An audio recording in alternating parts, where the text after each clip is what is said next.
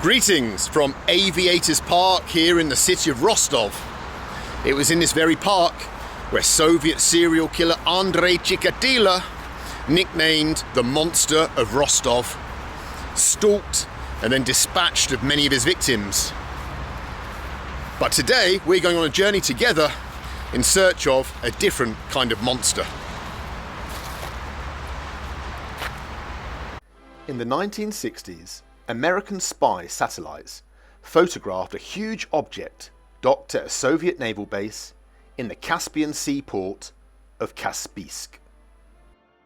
Unlike any craft the CIA had seen before, they nicknamed it the Caspian Monster. It was, however, a ground effect aircraft, cutting-edge Soviet technology, or as they called it, the Ekranoplan.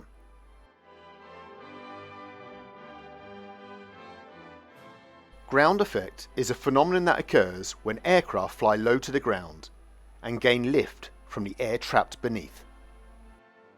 The phenomenon was in fact no secret at all. However, the Soviets were the first to harness its power. Able to fly at incredible speeds just a few feet above the waves and thus undetectable to radar, the Ekranoplan would be an ideal weaponized aircraft for all kinds of operations. However, the project was to be short-lived. Technical difficulties and internal politics meant that only one Loon-class Ekranoplan was ever built. It saw out the post-Soviet years rusting away in the Kaspiysk naval base. That is, until very recently. Whilst being moved to a new home last summer, the Ekranoplan broke free of its tow line and washed up on a beach near the Russian city of Derbent. I decided to set off in search of this piece of Cold War history.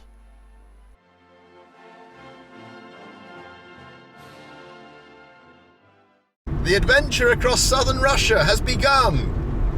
Let's find out exactly what lies between Rostov-on-Don and the town of Derbent. Who knows, but it's bound to be grim. Because look at the weather. Look at this grim old weather as we cross a bridge over the River Don, which is over there somewhere. Look at it, muddy old Russia. Muddy provincial Russia in late November. Ugh. A bit grim, but we don't mind. We embrace the grimness, us Soviet adventurizers. We're going to embrace the crappy hotel rooms and crappy meals I'm going to be eating over the next few days as we head south to Derbent.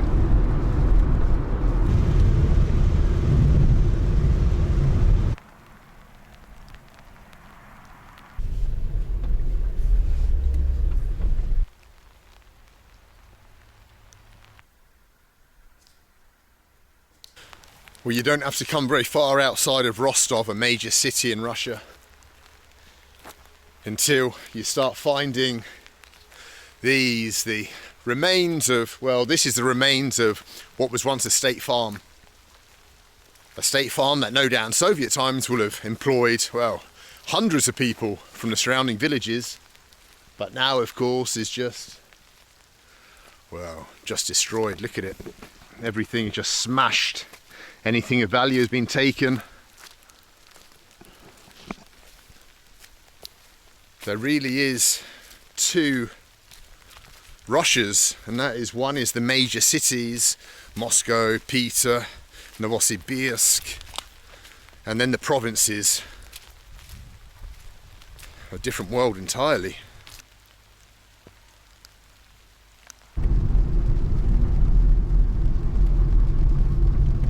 Alright, I think it's time to pull over and get a little bit of lunch then. Cheer myself up with a bit of borscht or something. And it just so happens there's a place, a little village down on this road, about 20 miles away, that once had a very prestigious resident. Let's go and check it out.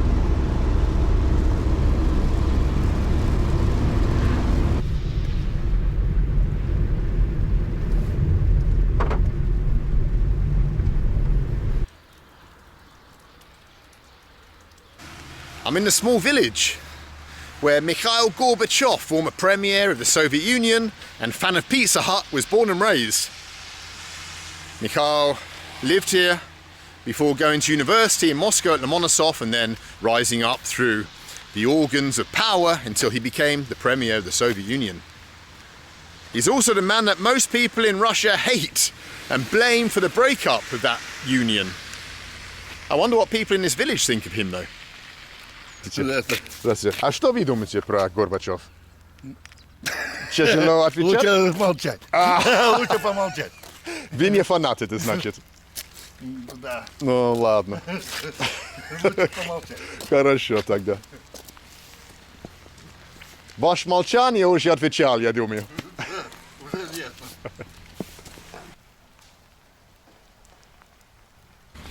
Здорово. Что вы думаете про Горбачев? Горбачев, что вы думаете про ему? Фанат или нет? Не надо. Что вы думаете про Михаил Сергеевич Горбачев? Фанат или нет? Это кто такой? Ты что, был этим президентом, что ли? Да. Фу, да козел вот. Козел? Продал Россию.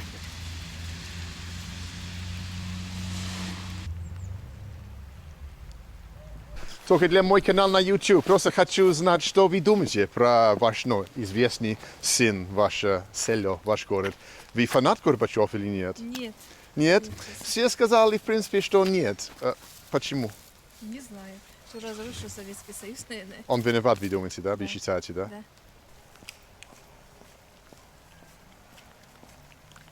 When empires collapse and people's standard of living plummet along with it, I suppose it's only natural to look for someone to blame. And, well, that man certainly has been, for the last 30 years, Mikhail Gorbachev. Even in this, his hometown, you look around at the abandonment, you can understand why.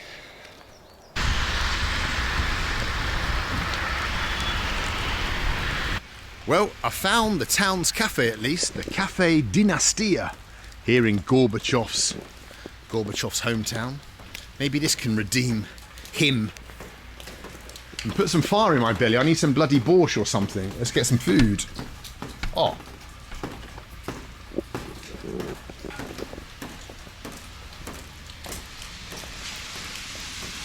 Fucking Mikhail Gorbachev. Что во время Первой мировой войны неграмотность. Почему я? Здравствуйте. Что почему? Что я сделал плохо? Что я сделал? Да ничего не сделали. Да, слава я богу. представлю. Слава богу. А это зачем? Что происходит? То, что я знаю, что все будет хорошо. Что? Да все будет хорошо. Хорошо, я не знаю. Неплохо. Я не знаю. Почему должно быть что-то плохое? Евросоюз. Эй, нет. После Brexit не будем. Великобритания. Проверил все, давай. Что ты думаешь? Погода такая. Счастливого пути, до свидания. Спасибо вам большое. До свидания. My technique, whenever pulled over by the cops, is start filming. It's the only way you're guaranteed not to get screwed over. Just stick a camera in their face. They were nice guys. And I've done nothing wrong. I've not had any vodka yet.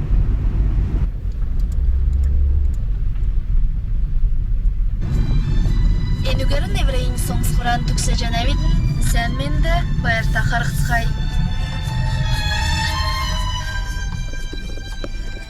Check out the Kalmyk radio station as we're getting nearer to Kalmykia, our first night stop on this journey south in search of monsters. We're starting to listen to some Kalmyk language. Check this out. Listen to a little bit more of it. Woo! Kalmyk FM!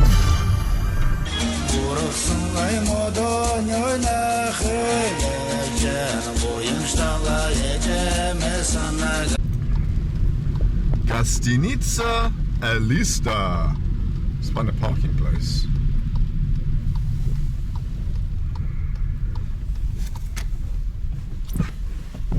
Whoa! Oh man, I'm stuck. Oh shit. Oh man, come on then. Come on, little bloody Volkswagen, bit of power. Oh yeah. Didn't let me down. Boom. Journey over. Whoa, whoa, whoa, whoa, whoa, whoa.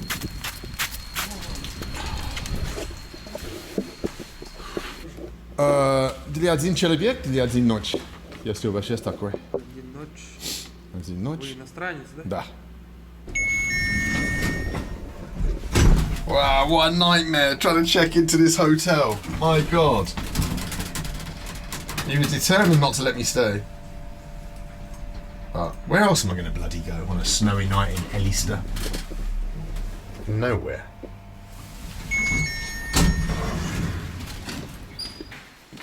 $302. What do you reckon? What's this going to be like? 15 quid? 15 quid in the provinces of Kalmykia. What does 15 quid get you?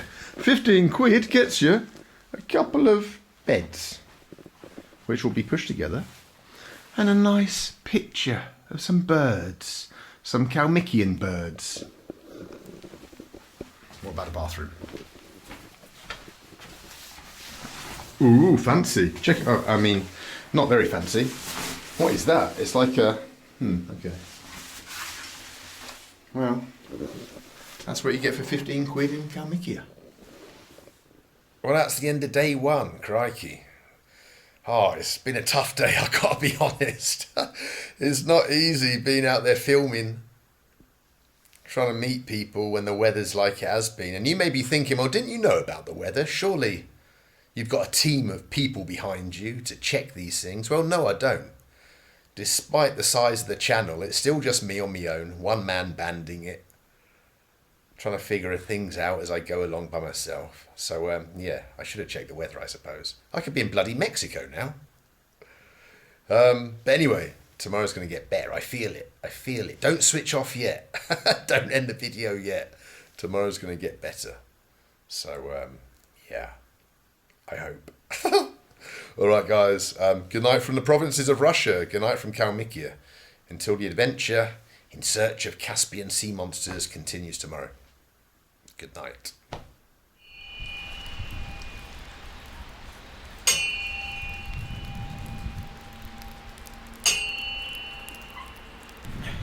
Good morning from Elista, the bitingly cold capital of Kalmykia. The Kalmyks are a tribe that migrated from Mongolia many hundreds of years ago and settled here on the southern Russian steppe. And it's across that windy steppe land we're about to drive as we continue our search for sea monsters. But we've also got a side quest because my converse, the heroes of so many journeys, have finally met their match in the Kalmyk weather. So we're going to stop off at a village or a town and try and buy some proper boots and hopefully hear some Kalmyk language. Join me, day 2, let's do it.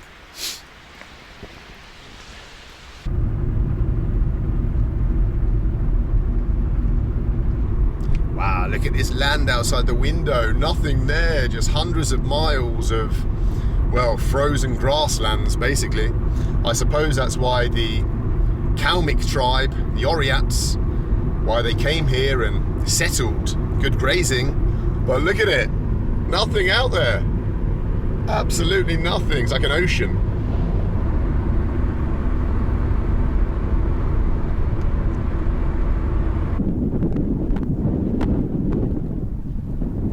Welcome to delightful Yashkul. Let's go and see if we can hear some Kalmyk language. Freezing.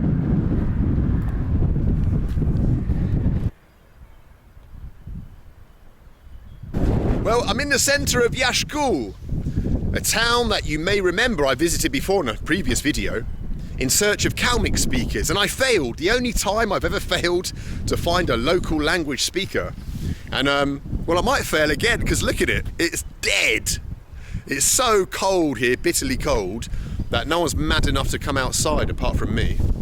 So, I suppose just hang around until we find someone walking past. Any Kalmyks about? Any Kalmyks knocking about? Want to chat to me?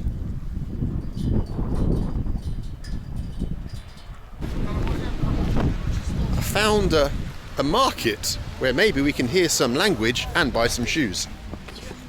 Здравствуйте. Сколько стоит они?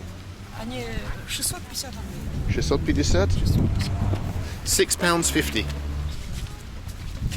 Вкусно? Ага, понятно. Ой, отлично.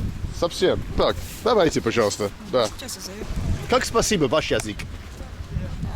Калмыкский. Ой. Забыла? Ханджанаб. Khanjanab. Ханджанаб. Khanjanab. That's how you say thank you for the boots in Kalmyk. Khanjanab. А как, пожалуйста? По калмыцкому уже почти не... Я думаю, что вы не говорите калмыкский язык очень хорошо. Кто здесь говорит калмыкский? На русском разговариваю. А это город, где все говорят на русском? Это город, где, в принципе, люди говорят на русском только? Да, да. А где в Калмыкии говорит калмыкский язык? Есть районы отдаленные. Районы, да? По калмыцкому, да, разговаривают. Спасибо вам. So the lady is saying that in the big towns no one speaks Kalmyk. I've got to go off-road to a village. So let's go off-road to a village.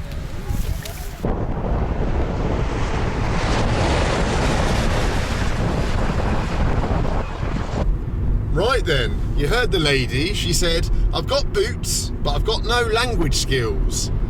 So let's get out of Yashkul, or as I know it, the Pearl of Kalmykia, and head south towards the Caspian Sea, and hopefully stop off in some village, and finally hear some Kalmyk. I refuse to fail on this mission, this side quest. Let's do it. Bye-bye, Yashkul. Pearl of Kalmykia. Is it broken down or is it just leaning ridiculously on one ankle? Bloody hell, is he still going? And on the back it's got the Azerbaijani flag and a load of Azerbaijani war criminals. Sorry, I mean soldiers. Wow, good luck, mate. You got to go all the way to Azerbaijan with a truck on a slant. Good luck.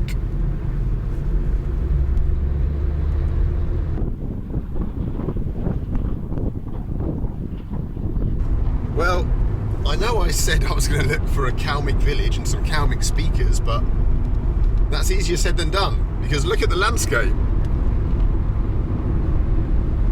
Pure emptiness. This is not a highly populated part of Russia, I can tell you that. Nothing but grasslands. But we shall persevere.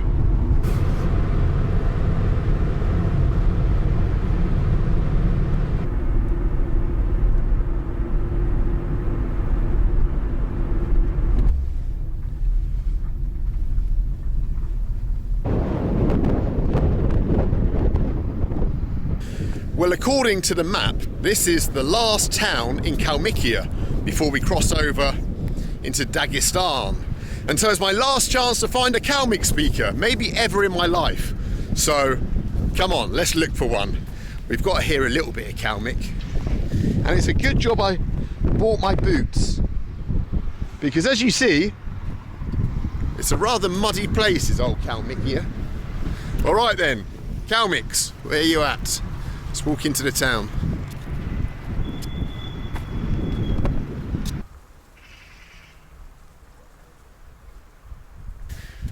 Now, I don't know where you're watching this video from, and it might not be a capital city, it might be some small town, a provincial town in your country. And you may be thinking, oh, why do I live in this small provincial town? Why don't I live in New York or Washington or London or Paris? Oh. Do you mind? I'm trying to film here. However, you have no right to complain, because there are people who live in this town, which is basically the bumhole of the bumhole of Russia. Where is everyone?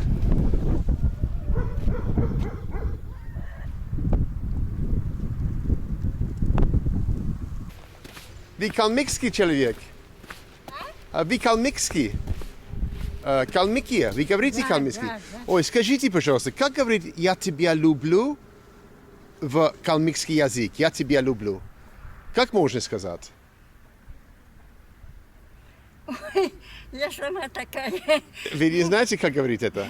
не знаю. Не знаете. Ну ладно, если вы не знаете. Там? Когда Хорошо. дальше пойдете, Да? там все калмыцкие Хорошо, знают, хорошо. а я- Ну ладно.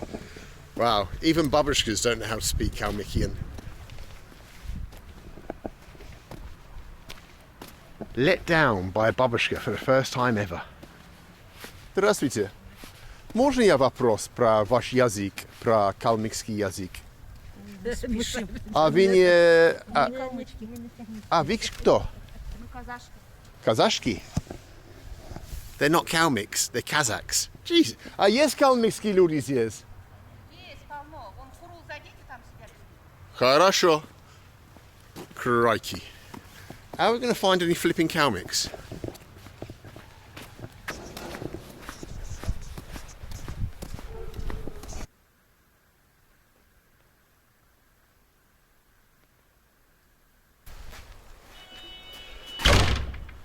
Even in the temple, there's no Kalmyks.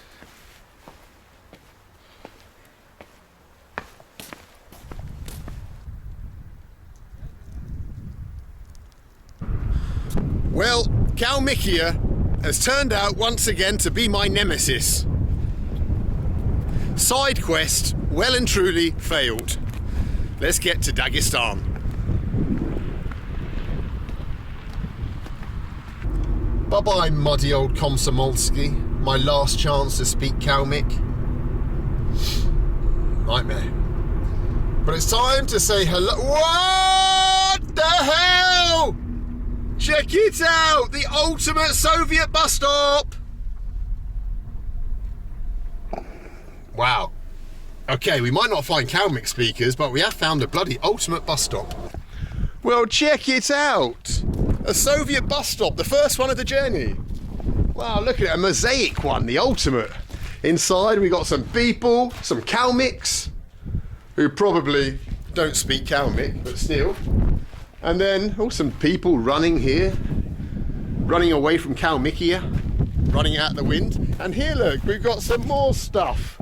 Some more, there's a Kalmyk woman in a Kalmyk hat. Don't know if you can make that out. How bloody beautiful is that? It wasn't a complete waste of journey to Komsomolsky. Wow, beautiful. Очень красивая.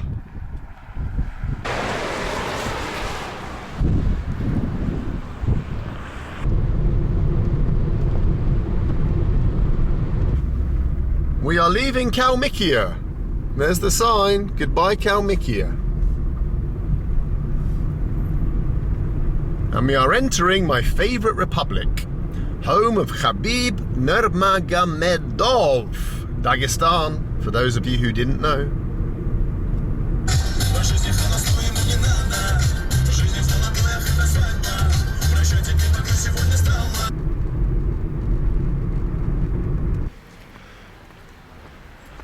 Hotel Caspian, we meet again.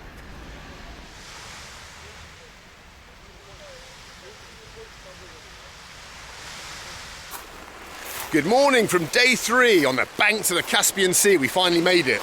Across there lies Turkmenistan, Kazakhstan, and a few hours to the south lies the city of Derbent, where I hope we're going to find the Caspian Sea Monster.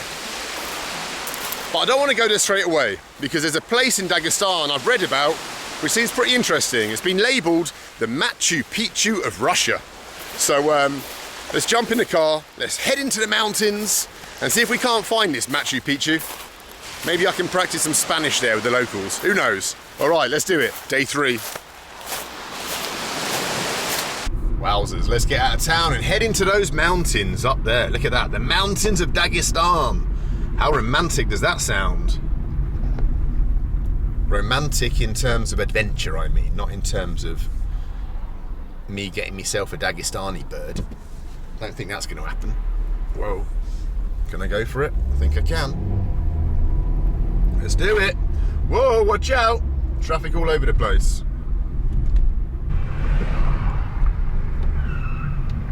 Oh, wow. Almost a crash. Almost a crash. Whoa, forklift! Wah! Forklift! Bloody hell, mate! Wah! This is epic! It's like being in a simulation. Come along, babushkas. I am the friend of Dagestani babushkas. Any more? Whoa, one almost died. Bloody hell.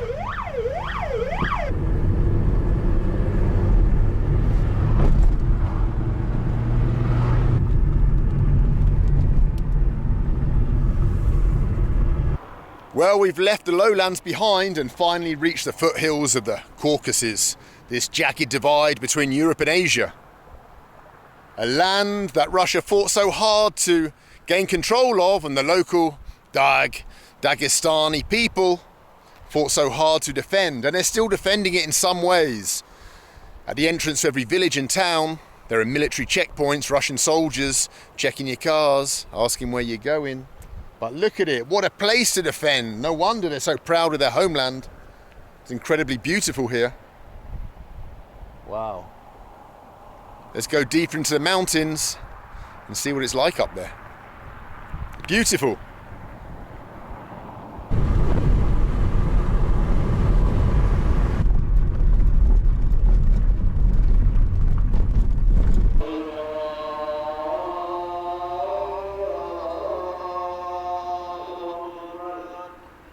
Look how they make bread here in the mountains of Dagestan. Look, you got the fire and it just sticks to the side. A bit like, I suppose, Indian tandoori ovens. Wow, интересно. Супер, супер. Интересно, в Дагестане. Да, красивая страна, конечно, республика, да. Да.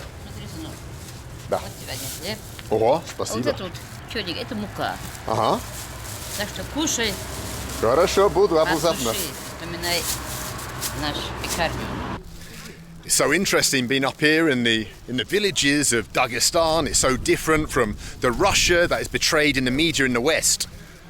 The Slavic grey Russia.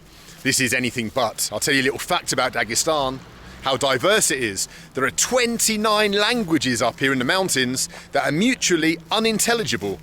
This village doesn't understand the next village. Imagine that. Wow. Anyway, let's look for this place, this Machu Picchu of Russia.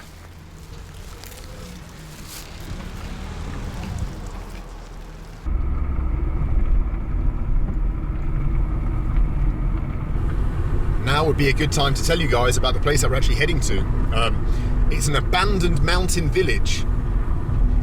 The reason for its abandonment we'll discuss later, but it's called Gamsuto. And so, yeah, I think it'd be really interesting to check out a ghost town, basically, up here in the mountains of Dagestan. Let's see if we can't find it. Up there in the hills somewhere. Not quite sure where, but hopefully we'll make it today. Ой, салам, я просто ищу Gamsuto, заброшенный прямо. За нами. У меня есть машина. За нами езжай. А нет, у меня есть машина. Просто хочу куда? Вот, за нами поезжай. Нет, у меня есть машина. А, понял. He's saying follow me. Wow, we're following a Dagestani. This could be dangerous.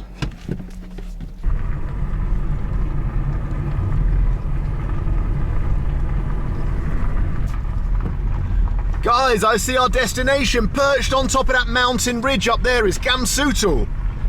My God. It is like Machu Picchu. It's more epic than Machu Picchu. It's a Soviet abandoned village.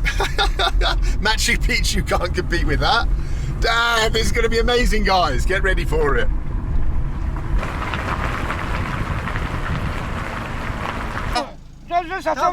Хорошо. Оставлять все машины. И потом пешком, да? Да. А потом ты увидишь вот это. Да, я видел, блин. О, интересно будет. Это камера надо. Да, я буду снимать А там. ты один едешь? Один. Друзья нету. Да, именно. Oh, well, we've now got a 2-hour hike up this mountain, up to the village. So, Yeah, let's begin. And I've got no bloody water. Let's do it anyway. Gamsuto, here we come.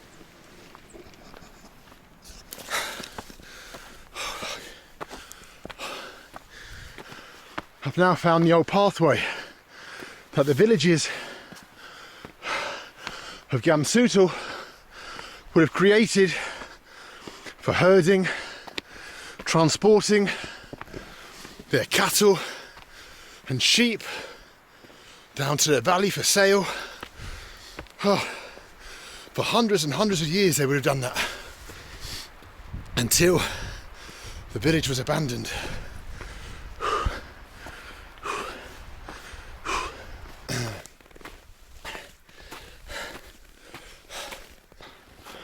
Look what I see on the horizon. The abandoned village, Russia's Machu Picchu. Wow. I've been to Machu Picchu. And I'll tell you what, it was a lot harder to reach this one than the other one. Flipping heck. Let's go and take a look around. Oh.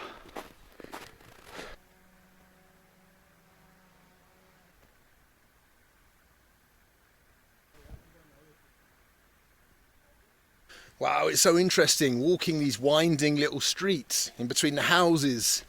These houses that were lived in, wow, for 2,000 years. 2,000 years ago they built this village. And then in the 1950s, work dried up in the area.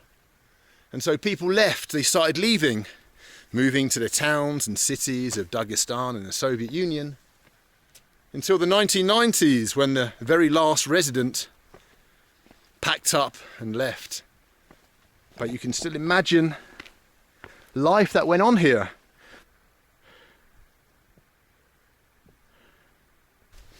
This village, like all the villages of the Caucasus and of Dagestan, was once pagan. Pagans lived up here in the mountains. And then Judaism came, then Christianity, and then eventually Islam crossed over the Caucasus and the people were converted to Islam. But wow, look at this place. If only the walls could speak and tell us some of the stories. Wow. Some of the things that went on in this village. 2,000 years worth of history in these walls.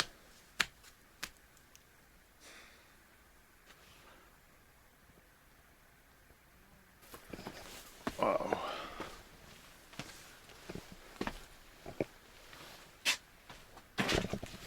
This is the home of the last resident of Gamsuto. And when they died, the village died with it. But you can see here the things they've left behind. Up here, where they would have dried clothes, vegetables, fruit, I don't know. And here, wow, look at this. Some old kind of sled. Something for farming, no doubt. And in here, what do we have? Well, we have their beds, an old Soviet bed, the shelves there where once upon a time they would have kept photos of family members. Wow, and through here, maybe a pantry. Wow. And look at this. These little stools. You can imagine the residents, the old babushkas of the village, coming and sitting on these stools and having a chinwag, gossiping about neighbours, who was dating who fancied who hated who, as they sat with this beautiful mountain view behind them. Wow. What a great place.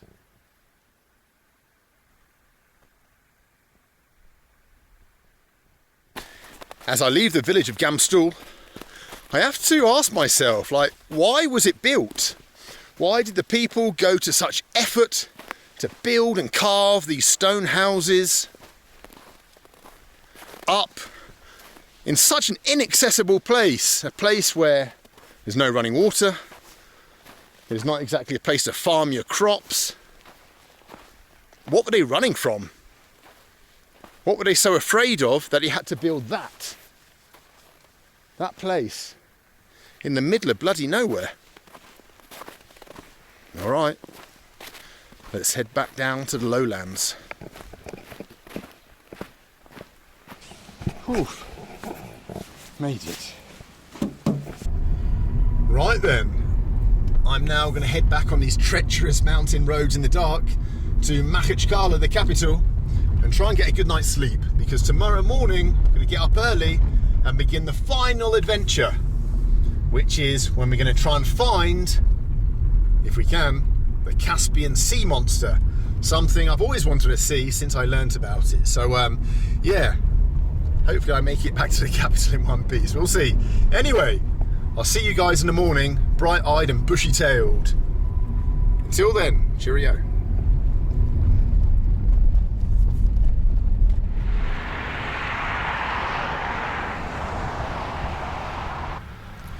Good morning from the town of Kaspiysk.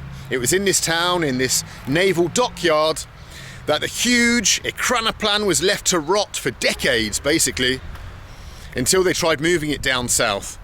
Well, it's day 4 and we're finally going to go and look for the Caspian Sea Monster. Join me.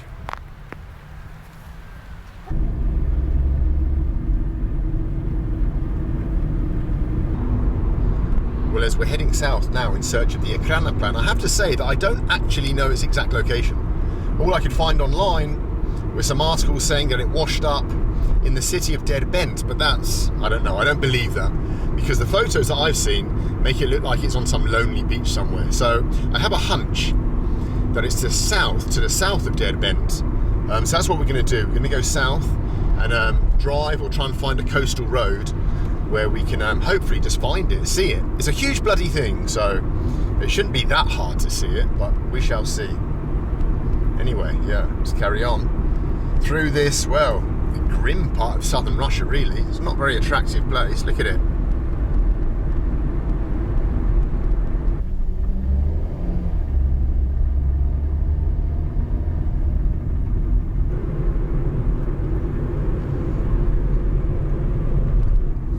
I'm currently driving around the outskirts of Derbent, which has the distinction of being not only Russia's oldest city, but also seemingly Russia's ugliest. I'm looking down on it and wow, what an absolute crap hole.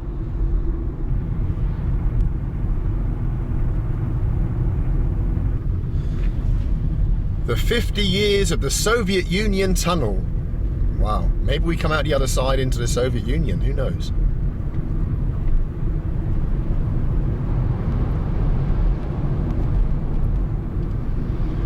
Nope, we're still in Russia. Alright, the Caspian Sea is just down there on my left, so we're going to have to look for a turn off. Hopefully find a little road that leads down there. See if we can't find our monster. Where are you, Caspian Sea Monster?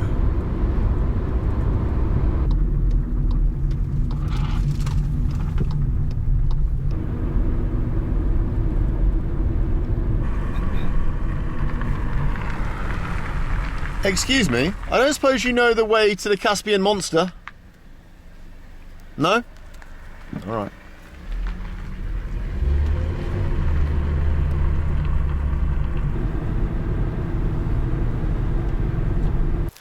Look what I've just stumbled upon down by the shore. Oh, if I can get to it. Oh, man. Ouch.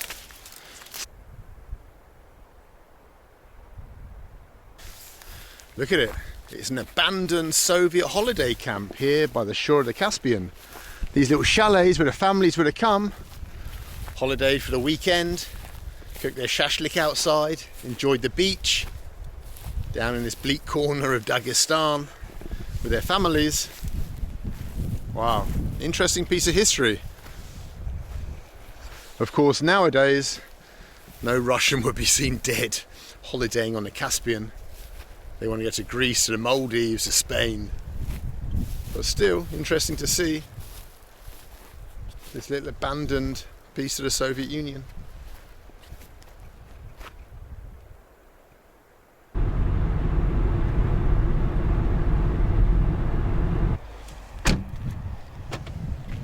Whew.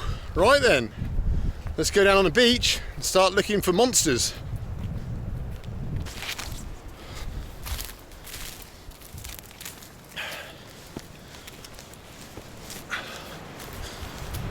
Oh. Well, there's the Caspian. But I don't see no monsters.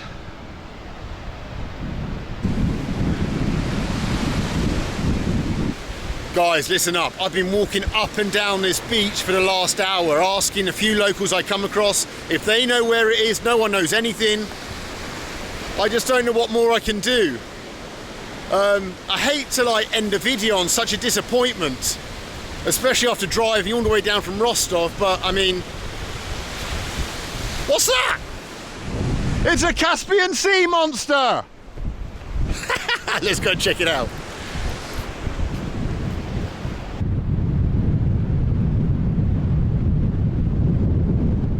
Well, I'm not going to get too technical with you, but this ground effect plane was called the aircraft killer. That's what it's built for.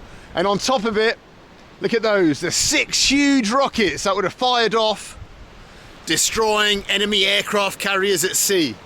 Wow, let's have a little look around it. I can't explain to you just how huge it feels being next to it. It is a monster.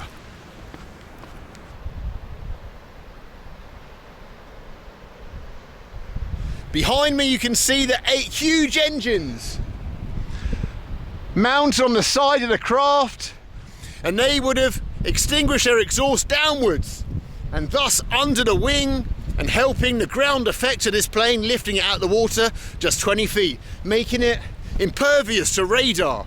That's what made it so dangerous. Wow, look at it. What an absolute leviathan.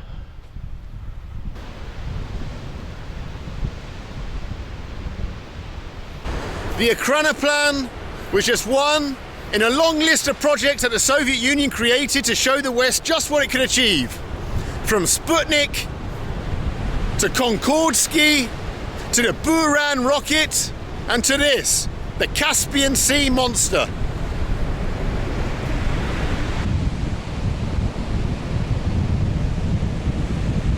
Well, as my journey comes to an end here on the shores of the Caspian Sea, it's hard not to draw comparisons between the Leviathan behind me and the Leviathan that was the former Soviet Union. I suppose, at the end of the day, both these projects were just too huge, too mammoth to sustain long term, and both came to rather, well, undignified endings. Well, nothing more to say. Thank you so much for joining me on this journey across southern Russia. I've now got to drive back to Rostov. Yeah, that's gonna be a lot of fun. All right, guys, until next time, from God knows where, God knows when. Bye-bye.